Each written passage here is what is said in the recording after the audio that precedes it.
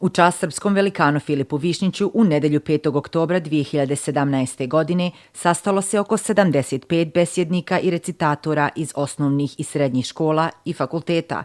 Ovi mladi perspektivni građani su se takmičili u galeriji Centra za kulturu u Bijeljini. Ivan Karanković, predsjednik žirija, ističe da su članovi žirija dodijelili više nagrada nego uobičajeno, jer ovogodišnji učenici su bili izuzetno pripremljeni i talentovani. Možemo reći da su bili ovako veoma uspješni, da smo teško se odlučili, tako da smo pribjegli možda nepopularnoj mjeri, ali smo odredili 3 treće, 3 druge i 2 prve nagrade.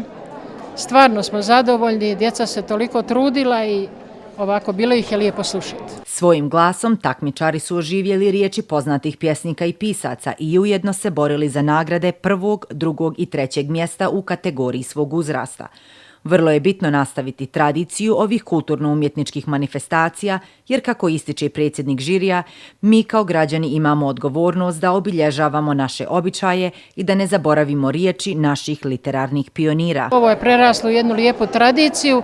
Vidim da se i učenici rado odazivaju, kao i njihovi nastavnici, profesori, i ovo treba popularisati. Djeca vole da se uče lijepom izražavanju.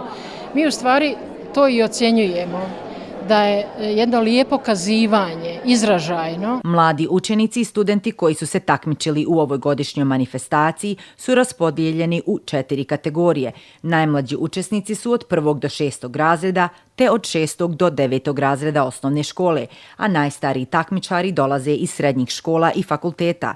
Učenici uz podršku svojih prosvetnih radnika, porodice, prijatelja i građana recitovali su pjesme poznatih srpskih autora i pokazali svoje umjetničke sposobnosti. Šta za tebe znači recitovati na ovakvom načinu? Pa za mene je to velika čast jer sam odabrana od sve te djece u mojoj školi i volim da recitujem. Već drugi put učestvujem u ovom programu i dobro mi ide, mada nisam do sada osvajala ništa. Ovdje smo zbog zabave i da obilježimo ovaj dan. Znači mi mnogo. Kao prvo čuvamo tradiciju, kao drugo tu smo kao učenici da se sjećamo tih dana i nekad kad porastemo prisjećat ćemo se da smo se nekad takmičili. Zapravo koliko nam je bilo bitno da osvojimo nešto. Za danas sam odabrao pjesmu Djevojka i sunce. Ta pjesma je prilagođena našem uzrastu. Ovo je drugi put da učestvujem na ovim manifestacijama. Takmičenje ima za cilj podržavanje usmene narodne riječi kako se tradicija ne bi zaboravila.